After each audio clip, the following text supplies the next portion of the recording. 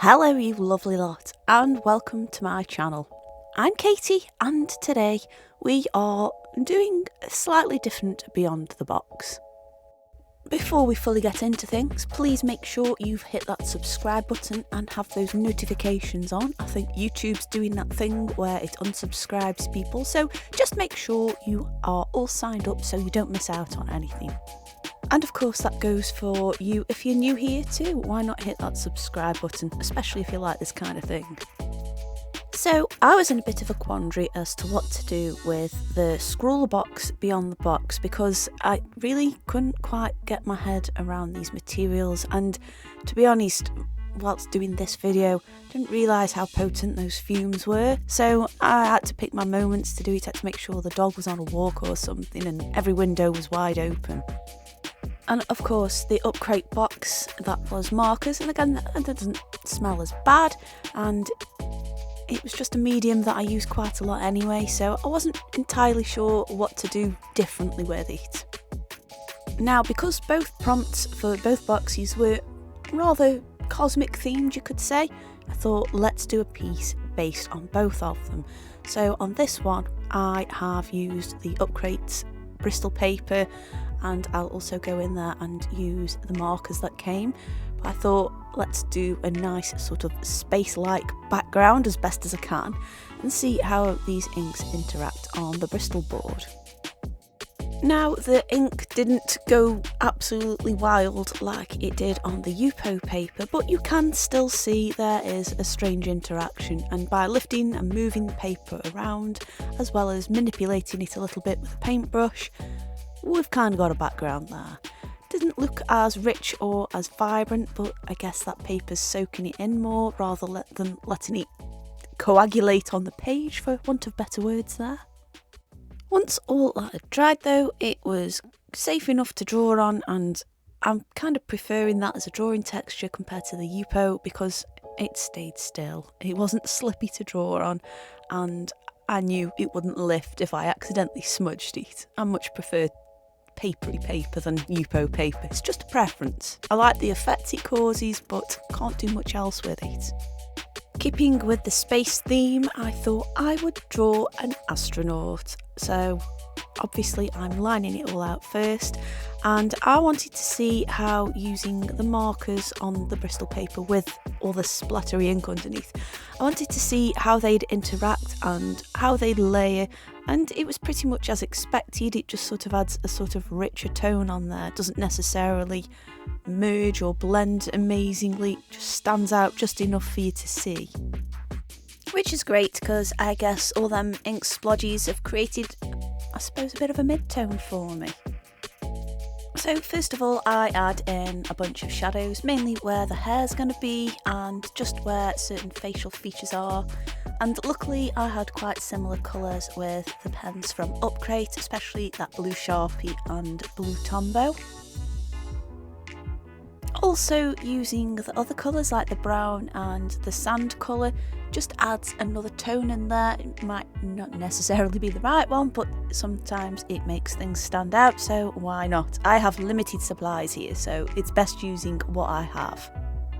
I still absolutely love that liner pen that came with it as well. It was really lovely and smooth on this Bristol paper, and the paper itself was quite nice too, and like I've mentioned before, a lot easier for me to work on and create something a little bit more cohesive than on the Yupo paper. Now don't worry, I don't spend the whole video just drawing and ignoring what the Scrawlrbox had for us to do. I do in fact go and do some more beautiful inky swirly pictures for as long as the fumes could not get to me, let's say.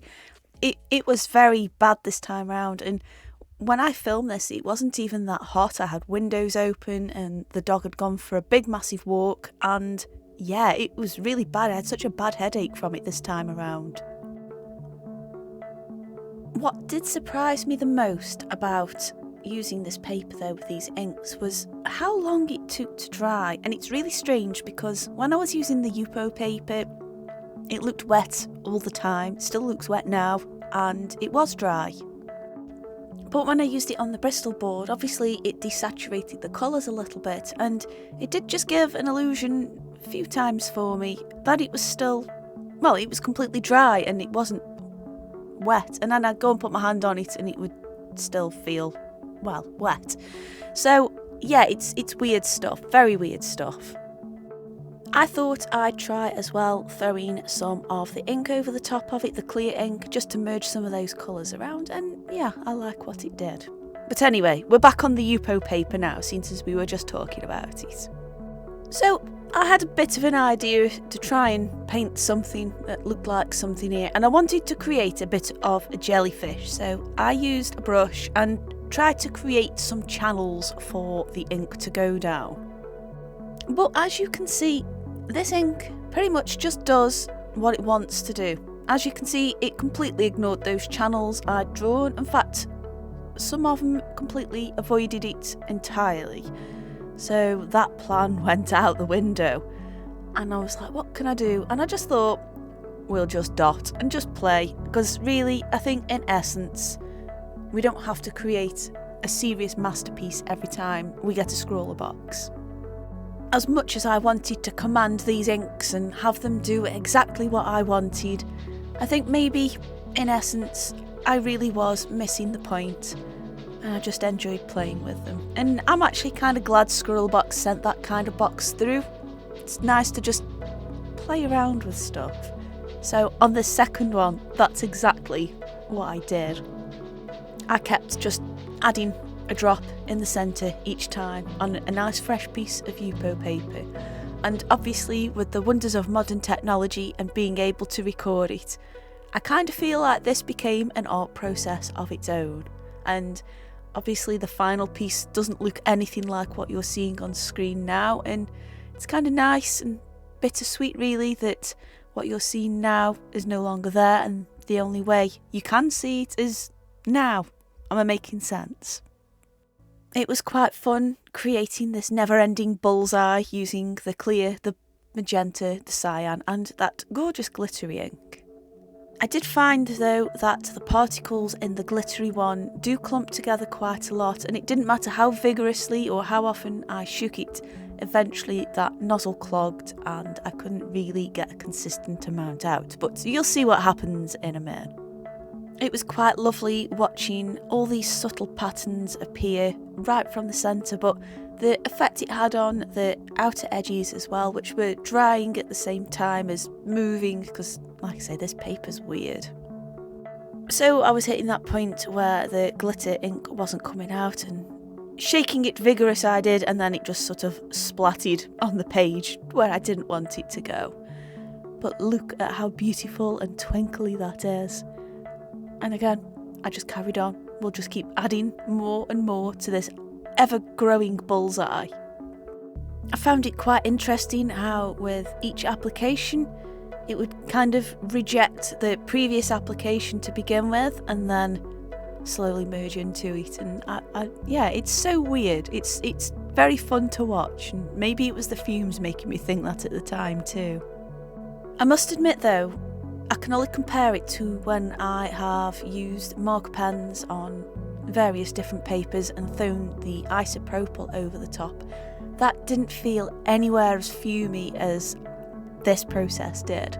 So I guess if you're going to do this off your own backs, or if you've still got your Scrawlrbox, it might be worth trying using isopropyl alcohol or rubbing alcohol or surgical spirit if you've got that. Anyway, I kind of hit a point of, I'm sick of doing bullseyes now, let's just see what else happens when I add the ink in other places to the semi-dry areas.